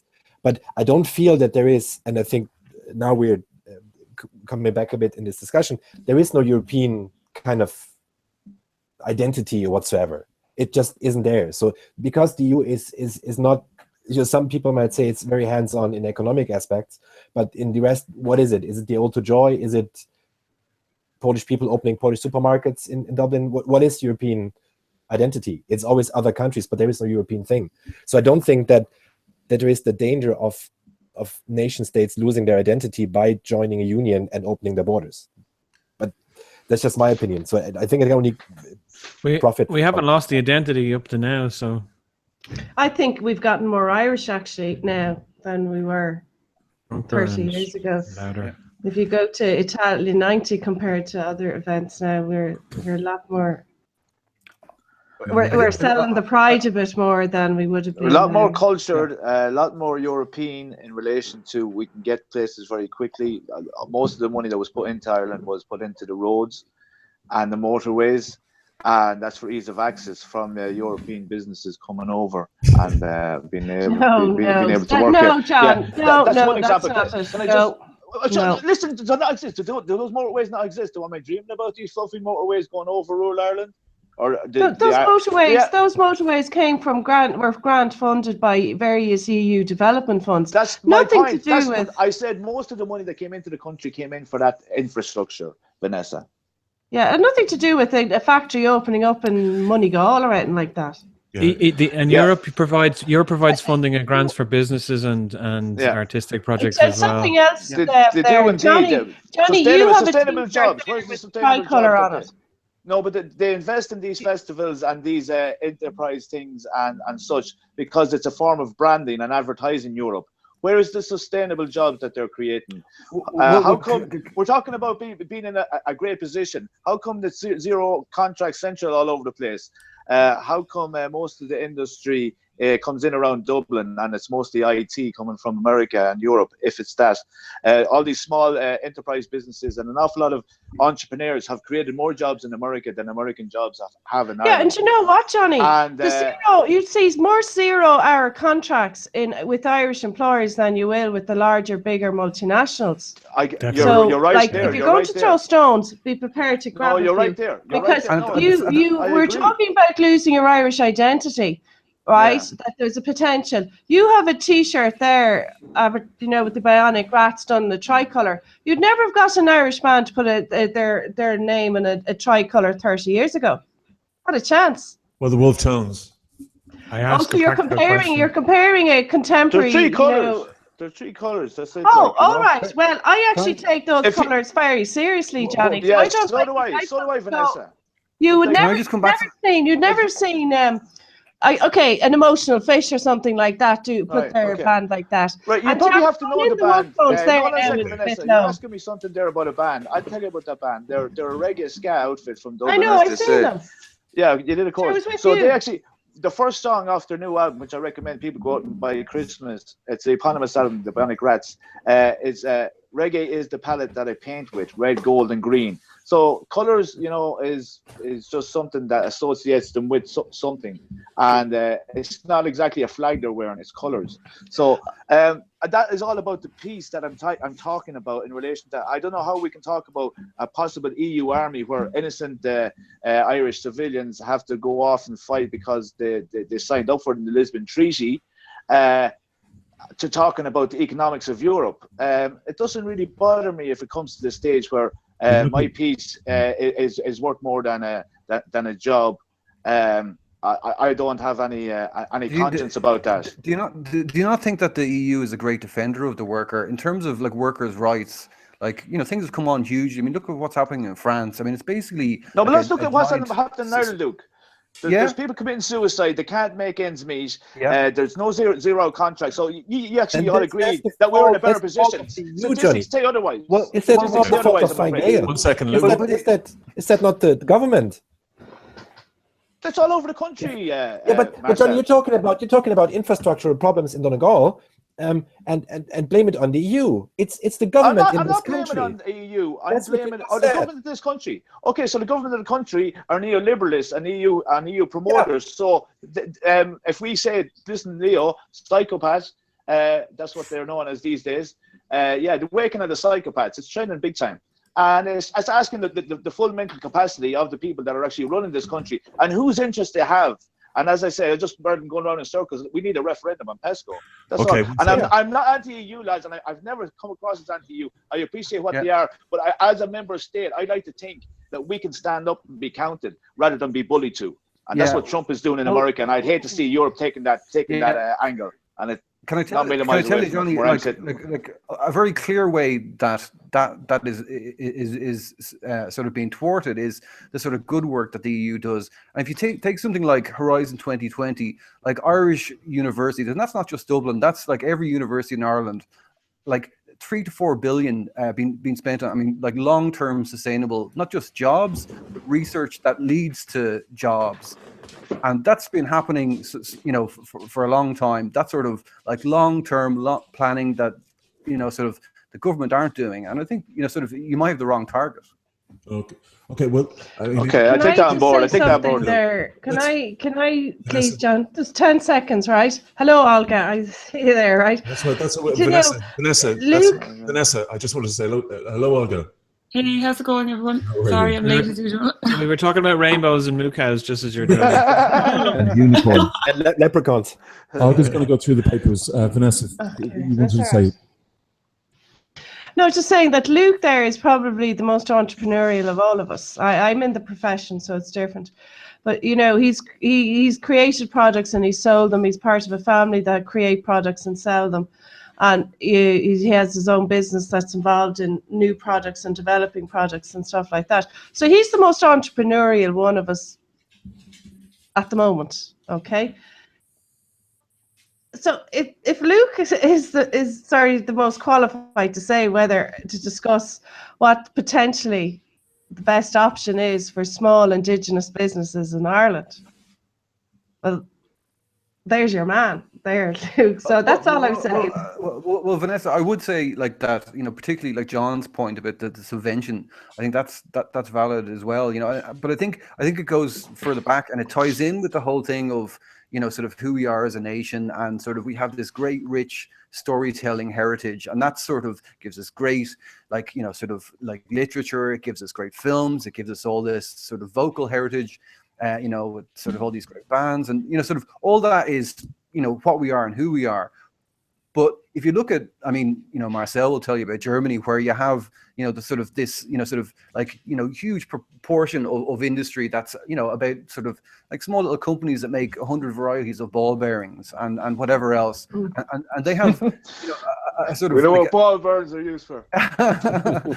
but you know, but like we're missing that. You know, we like our heritage is not that we have that as part of either our culture or, and these things take, you know, sort of like centuries to develop. And because we were only the sort of, you know, the breadbasket for like the English for a number of centuries, we didn't get a chance to develop that. And that's why we end up with this, you know, so like, I'm not a bit afraid of being Irish in Europe at all. I'm not a bit afraid of Irish. But in a way, this dependency culture is very, very colonial. I mean, that's how it feels. And I feel like that with the EU. I feel this is a colonial power. We've replaced, you know, the British with the EUs to some extent. Juncker. I mean, look at these guys. Draghi. I mean, look at them just physically. I mean, they look like. Yeah.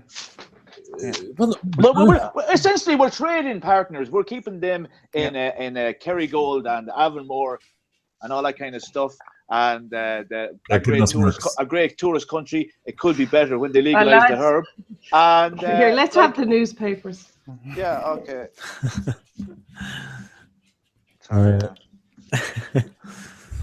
Olga.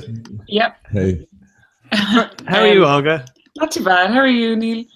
Good. I loved your show last week, by the way. You were absolutely brilliant. Good old crack. You were hilarious. Okay, so Times there, the picture there of Leo with his EU peers at the, you know, that he had his meeting yesterday at the European Council meeting. So Leo Varadkar, just to read out the caption, Leo Varadkar joined EU leaders in Brussels for the launch of a European Defence Integration Programme. I presume you were talking about PESCO, Migration and Brexit will also be on the agenda. So essentially the story at the top there from John Walsh, the Brexit deal struck last week fully protects Irish interests and will maintain an open border regardless of spin from the UK, the Taoiseach has said. Leo Varadkar said before the meeting that Brexit had been the biggest strain of the Irish peace process and that the Democratic Unionist Party, the DP, had to shoulder some of the blame for advocating it. He hailed last week's agreement a success and all the rest. Okay. Ian Paisley Jr., DUP MP, said the Irish government had been done over. That the Irish government had been done over, and several Eurosceptic Tory MPs said that alignment had no standing in EU law and that the agreement would be void if no trade deal was reached. Down there, Fianna Gael minister backs abortion up to 12 weeks. Story by Ellen Coyne and Niamh Lyons. So Regina Doherty is the first Fianna Gael minister to publicly support free access. She's the first Fianna Gael government minister to publicly back free access to abortion up to 12 weeks. Social protection minister, who was staunchly anti-abortion in all circumstances 7 years ago, said she had learned that women did not decide to end a pregnancy lightly and that they should not be ignored by the state. It's not up to me to judge anybody. I think the state has finally really recognized that we have a problem with women buying illegal abortion pills online, and we realized that we need to mind those women. But up until now, those women had been traveling, and for some reason we felt we could ignore it. So that's that. In the Examiner, fears at painful pace of falling arrears. So there's 33,000 households over 2 years behind in their mortgage payments, and 119 mortgages restructured. So it's a story by Eamon Quinn. The reduction in mortgage arrears is painfully slow, almost 10 years after the financial crash. So this is a warning from the Free Legal Advice Centre's FLAC. Paul Joyce, the group's policy head, was commenting on the latest central bank figures, which showed a small fall of 1,217 to almost 72,490 borrowers who face some sort of arrears in payment from their mortgages at the end of September from the previous quarter. So I think that was something that was highlighted by Peter McVeary at that protest outside the Dáil on Tuesday. ICTU there, private unions should seek 3.1% pay hike. Story by Noel Baker. ICTU is urging unions in the private sector to seek a minimum pay increase of 3.1% in compensation for what it terms the excessive cost of housing, childcare and pensions. Varadkar, Martin, Coy, an abortion recommendation. Fianna Fáil leader Micheál Martin has backed abortion in cases of rape and fatal fetal abnormalities, but has stopped short of endorsing an Oireachtas committee call for terminations up to 12 weeks. I don't think that's very surprising. I think it's kind of always been like that, no? Yeah. Shannon to pass landmark alcohol bill, minimum union pricing of alcohol and strict limits on in-shop and external advertising of alcohol is set to be passed by the Shannon today, so tomorrow. And there, just on the side, another story about Noel Baker. Charity gets 300 grand of water fee refunds. The refund project has reached almost 300 grand in donations after 1,600 households pledged some or all of their returned water charges. That's amazing, so, isn't it? Isn't that great? Yeah. Yeah, it's fantastic. Yeah. So there you have it. There you have it. There should definitely be no one homeless for Christmas with that kind of money. Yeah. Olga, could you go down to some of the British ones there? Yeah, a lot of the stories are about the Disney, the deal between Disney and Murdoch. So he's basically sold off 21st Century Fox. I always knew Murdoch was Mickey Mouse in this, guys. No, he's after selling to Mickey Mouse. And Sky. Yeah. But it doesn't include newspapers like The Sun, The Times, and The Times. Well, actually, on that, the nerds are kind of freaking out about this. That this mightn't appeal to everyone, but within some of the geeky film world, this has something to do with Star Wars. No, it doesn't have to do with Star Wars. Unknowns to the general masses, Marvel, who created all the Spider-Mans and the Iron Mans and that, they don't have the film rights to some of their characters because Fox had those rights. So the likes of Deadpool and the X-Men. So all the geeks are very excited at the moment because they'll finally see Wolverine in an Avengers film. So some people are really horny because of this. They're called blended families. Crossbreed. That's what they're called, blended families. Blended. Yeah. We're like the Avengers. Are we? Got my Purdy. There's also coverage of the event there was like a national memorial service on for the Grenfell Towers because it's 6 months on from the fire. So that's kind of a lot of pictures. So that's kind of on a lot of the papers as well. I think that's the Scottish edition of the Daily Telegraph. Is it actually? You know what? I just realised that when I saw that top headline. Sorry about that. I didn't know there was a difference. Yeah, they have a different. Yeah, I didn't know that. Oh yeah, it's great. The Scottish one is brilliant. Harry and Meghan. Isn't that a lovely story? I wonder, will Amy be going to that wedding? Get on with Brexit. When should I be expecting me invite? After Ryan No, Turbiddy gets his. I lost my invites from Marcel. What's the name say? Nobody got an invite to Marcel's thing. Oh, excuse me. Well, I tell you now, when I launch my book, Marcel, I'll remember that now. It was all on the sheet on the day, Vanessa. You have no excuse. Everyone was invited. Equal opportunity inviter. Yeah. Was there an invitation on the sheet? Yeah, there was, to be fair. I must have been at work that day. Marcel, what are your Christmas plans then? Do you go back to Germany? I'm going to France because my wife has relatives there, so I'll be just eating stuff. All right. And Luke, will you have a Christmas in Dublin? Yeah, well, my mum's in a Wicklow, so the unmarried among us, the family will pop down there and annoy her for the week. And you get fed and minded, and all your shirts ironed and all sorts. Johnny, what do you do? My mother isn't just do that for it. I'll be staying in Kilkenny, the best chef or the best cook in the world. My mother-in-law. The mother-in-law. Oh, right. Be watching. I do get invited everywhere, man. You just can't leave Kilkenny for Christmas, you know. Yeah, it's a good. Well looked after, yeah. And there's relations and friends home, so good catch up. That's what all the people that are coming home. We need you now more than ever. Here's one thing you have to do: register to vote once you're home, because you never know when you might be called upon. Absolutely. Neil, when you have to vote in a referendum for peace, basically. That's all. To vote whether you want to be drafted into the European army. That's it, man. That's it. People need to know this information. I'm just the vessel in relation to delivering it. Neil, so welcome home, everybody. Neil, this is Sadie's first Christmas. Yeah, and perhaps the panel. She won't remember. Perhaps the panel can help me with something, because it was a topic of disagreement today.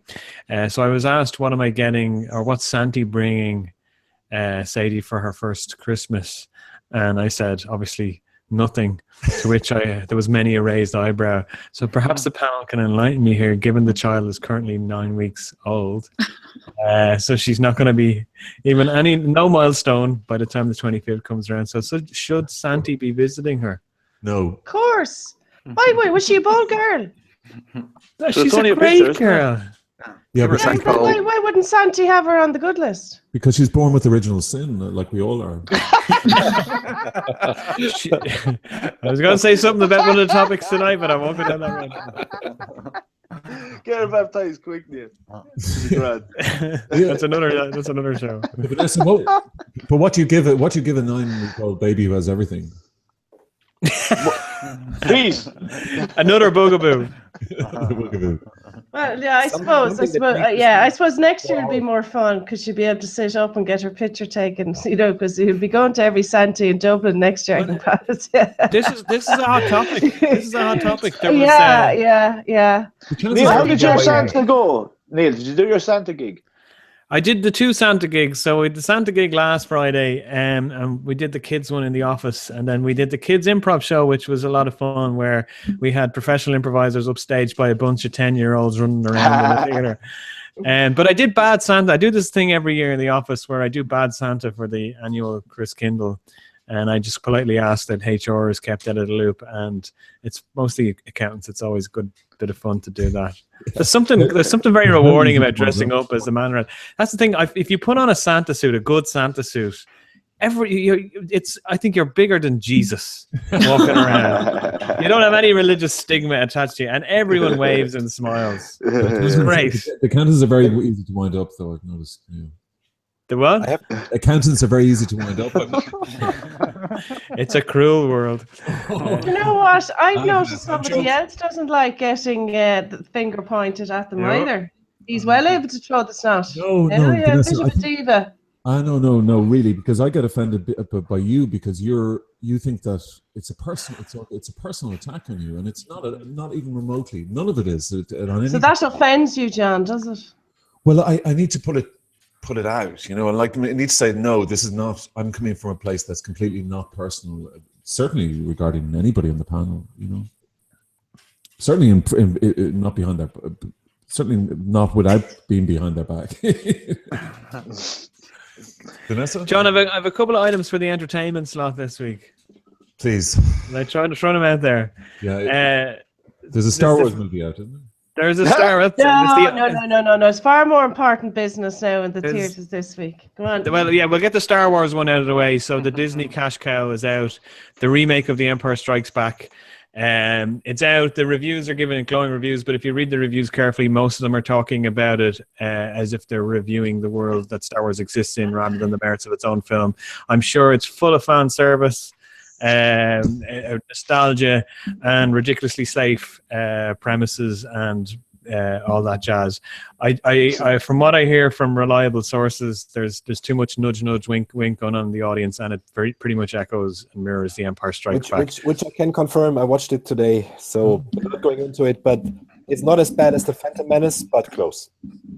But you know, close to The Phantom Menace, which was the worst thing that ever happened. All right, so that's Star Wars as well, is it? That was there's only 3 Star Wars films. That's all we need to know. Jeez, it feels like there's a dozen. No, there's only 3. The Phantom Menace was the one after, like the one made by Lucas in the 90s, wasn't it? Yeah. But to give credit to Lucas, I mean, he had this vision for this universe, and he got a little bit self-indulgent with it with the prequels. But he had a real grow for what he was creating, whether the populace liked it or not. Now you've got Disney, which are following the formula, and it's a very safe formula. I mean, some of the characters, there's no kind of sense of threat and doom with these reboots. You know, there was nothing menacing about the previous. You know, The Force Awakens, Kylo Ren was like the emo Star Wars, although he was very well played in that. The General Hux, the Donald Gleeson character, you know, great, it's an Irish guy in a Star Wars film, but it was a terrible character. But that's the way it was written. Doesn't seem to be anyone menacing in this. Benicio del Toro has a part in it. He might, you know. I love him. The Heineken ads. Is Donald the Heineken guy? Donald Gleeson is good in it. Marcel, is Donald Gleeson any good in it? Well, it's a stereotype kind of role that he's casted in. So in that, he's really, really good. But I think he's channeling. Was it Alec Guinness? No, who played Moff Tarkin in the first one year? It was an Australian guy, wasn't it? No, this classic Shakespearean actor. I'm looking it up now. Does he use his Irish accent? No, he doesn't. Shouts a lot. It's all whitewashed. He'd be right at home here, so. Marcel, I think you're kicked out of your local Star Wars group for not remembering that. I know, but I do. It's like, to be true. But another thing as well is Ewan McGregor. No, that was. Yeah, he was like Kenobi. He was. Yeah. There's only one. Johnny, this is Neil's entertainment slot. Oh yeah, sorry, yeah. So that's Star Wars. Don't go see it, but you will anyway, and people will just like The Force Awakens. It'll become a distant memory in the near future. But there's bigger this time of year. There's a lot of really great stuff happening in the theaters. It's Panto season and all that. There's a couple of things kicking off. Oh no, it isn't. You're doing this deliberate now. Oh, yeah. Oh no, I'm not. The Dunleary Christmas Festival. You are. Dunleary Christmas Festival kicks off on Saturday, runs for the week. The Funderland. Oh, do you remember Funderland, lads? Oh god. That I think that opens today and runs till the middle of January. So get your fix of Skangery Banger and head down there. In the RDS. That's what you do with Sadie for Christmas. Book tickets for every day. And then we've got the last late show of the year tomorrow. And you put a post up on the site earlier, Ed Sheeran. I bumped into Ed Sheeran last night. I was out having a sneaky post improv pint because it's the last class of the year. And in walks Ed with Jedward. And I was thinking that's an unlikely match. And eventually a penny dropped. They were at the Star Wars premiere because Ed Sheeran had his Star Wars jumper on. So yeah, he's on the Late Show tomorrow. It's the last one of the year. So if you don't have a life or you have kids, watch the Late Show. There's somebody else on. Can I ask a question? Brendan Grace is on. Brendan Grace, yeah. Neil, please, I have to ask you. You met Jedward in the flesh. Ed Sheeran is just a mere mortal. Jedward, I have to see them in the flesh to believe them. I was wildly disappointed. Wildly disappointed. Jedward. Yeah, batteries are probably taken out. They were just. Come on, get to the real movie release. Well, This is unbelievable. He's got a face-to-face with Jedward. Come on, I want to hear about this. Please. Okay, it's Vanessa. Well, they were like this. They were standing around. They didn't have a point. They didn't have a point between them, and they were very down to earth and normal. It was wildly disappointing. I was hoping for a bit of crack with them. I think Jedward have aged very well. Like they, it could have gone weird, but they look pretty good, don't they? I mean, they do. They're still only about 12. So I'm not being smart, John, but they look like you. They look great. there is one more. You could be an older Jedward, man. It could have gone mad. It could have gone like bizarre. There's one more film that I think Vanessa is very excited about. It's not officially out this weekend. It actually opens on Wednesday. Vanessa, do you want to tell us what the film is? It's Jumanji 2. Who's in it? Who's in it, Vanessa? The Rock is in it. Dwayne The Rock Johnson. It'll be terrible, but go to see it if you like The Rock. And do you know what else is launching next week? Or opening next week? 50 Shades. Is that next week? No. You're all going to love this movie. Pitch Perfect 3. Oh, good luck. Can't wait. There's an Irish film coming out, 40 Shades of Green. Is that because it's written and directed by a woman? The old ones. I'll go and want to go to you just before. No, didn't we call it Pitch Perfect? Our friend Irving. That's a good joke. That's not a chauvinistic joke. That is a good joke. Sorry, Vanessa. Actually, Vanessa, could you prepare some of the jokes and the crackers from last week? Yeah, you left us hanging there. Just when I go to Olga, will you, George Gibney? There's some news on.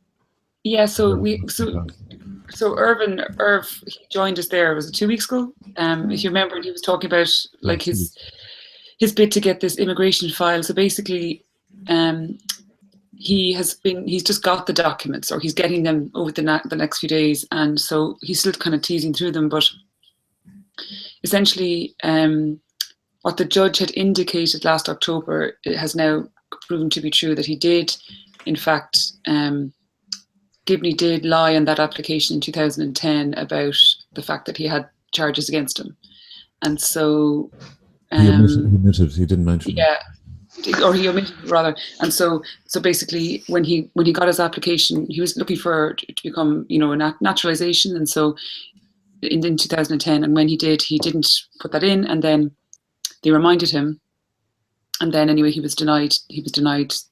His application was denied in the end anyway. But we find out more once Irvin goes through the documents. But Maureen O'Sullivan mentioned it today in the Dáil, and so basically this came out. The Times Ireland edition did a story on it.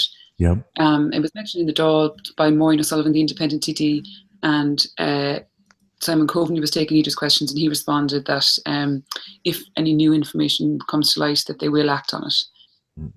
But just to say, Maureen O'Sullivan, when she was Garda Commissioner in 2015, she did order that a review of the file take place and stuff. So, or the investigation. So it'll be interesting to see if anything comes of that. But we'll just have to kind of wait and see what more details. But also he also knows that the visa that he got in the 90s, remember before, that was a diversity lottery visa, like a Morrison's lottery. And so he kind of was saying that they're, according to his sources, whatever, they were quite notoriously, you had to be connected to get them. Yeah. And so he doesn't know if there's any evidence of that yet, but it's just a factor. Okay. Because as we know, as we said last time, the people who had been abused by him were raising their voices, were telling people, senior officials were told, the girl was raped, she was taken away to have an abortion. Yeah. And he still got away. So. Well, like Simon Coveney said that. Simon Coveney today said in the Dáil that he'd read the story, so he's fully briefed on it. It's interesting now because, like, we've been talking about it for years, but now it's suddenly there seems to be a lot of movement on it, Yeah, and also remember, Irvin has talked to a woman who's now in her 40s, who claimed that he abused her in the Burlington Hotel when there was a pool there. Yeah. And I don't know if anything's going to come of that, but if it was the case, she came forward, and if she came forward and made an official complaint, because a Garda did actually contact Irv in relation to that after he read the story and said, we're willing to help, blah blah blah. So I guess it's up to the woman if she wants to go down that route, and obviously, Yeah. It's a big decision for her. So, I just want to say, Vanessa, did you find any jokes that we can end the show with? No, it's all right. Oh, Sure, no. you've plenty there. No. Well, we don't have any jokes. You're the one you had the jokes from last week. You've got loads left over. Oh, well, I just put them away. I just prepared other stuff for this evening. Sorry. Can you get them? If you get them now, I'll say goodbye to everybody, and maybe you'll end with a joke. It's all right. John, if you're looking for a filler, I can show you something. Yes. There was something, a little project. I did a workshop. There's a type of photography called solography, right?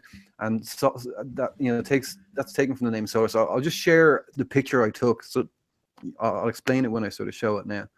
So, where is it? Is this like computer photography or? Yeah. Well, I'm trying to work out how to share the screen. Well, if you send it to Neil, top left, the green button. But I think you need whatever it is you're sharing. I think you just need to have it out on its own. Not. there. Can you see that now? Yeah. You just have to keep on talking. Keep on talking. Yeah, a little rudimentary like pinhole camera. So just got a little case and put a little pinhole in it, and then I left that out down in my mum's cottage down in Wicklow. And I left it there for about 3 months, and you can see that those lines going across, each of them are like the path of the sun as it goes across. And you can see that like it changes as the days like get shorter. Oh, it goes lower and lower. And so it goes lower and lower, and so you get the little bit of like detail in terms of, if you look at the bottom, you see the sort of the hedgerow of trees. Yeah. But all those lines, so it's a nice little sort of, and those breaks in the line going across, they're sort of where the this cloud was covering, so plenty of that in Ireland.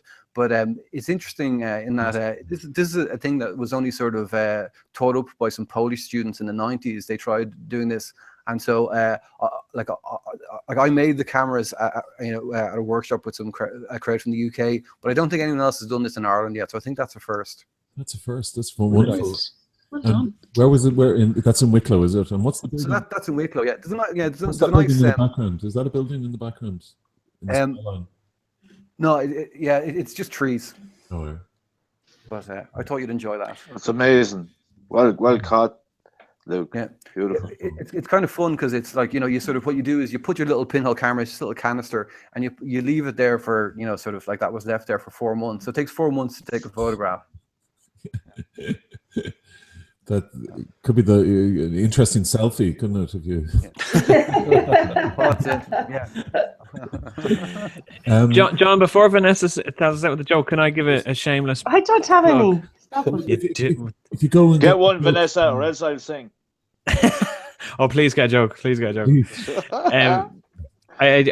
One of the things that I do with charity stuff, but one of the things I'm doing this year is, rather than getting people to give loads of money, we did a couple of improv shows recently for Crumlin Hospital, collected a few bob from that, but what we're going to do is buy toys for the sick kids who'll be inpatients in the hospital over the Christmas, and we're going to drop them in, do a little bit of improv with the kids next week, and drop off some presents. So if anyone on the site would like to donate some toys, some new toys, unopened toys, we'd love to take them off your hand. So it'd be kind of nice going into the hospital and actually hand delivering some presents to the kids who'll be in there over the holidays, and doing a little bit of improv with them.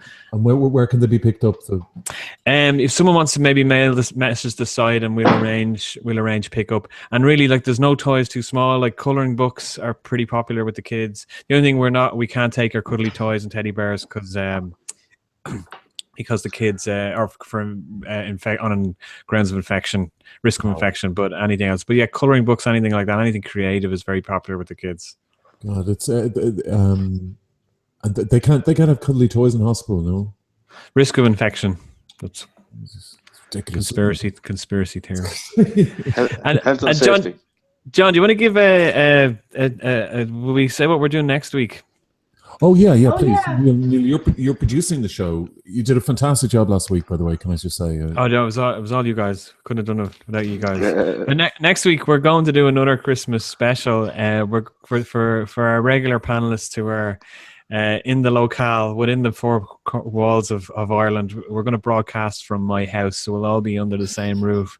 So it's going to change the dynamic when we disagree about European armies or when we disagree about stuff like that. There'll be mince pies and mulled wine. There will be drink taking. Mistletoe and wine. But there won't be mistletoe because, you know, the PSNI have told us we can't do that anymore. So Try to stop kissing Ollie. There'll be no one else there. But yeah, we'll be broadcasting from a secret location on the Dublin Mountains. The Hellfire Club, yes. We're not live from Neil's house next Thursday. Vanessa, to close, any good jokes from Cracker jokes from you? Why is everyone filing for divorce and looking for custody of their kids this Christmas? No idea. 'Tis the season to be jolly.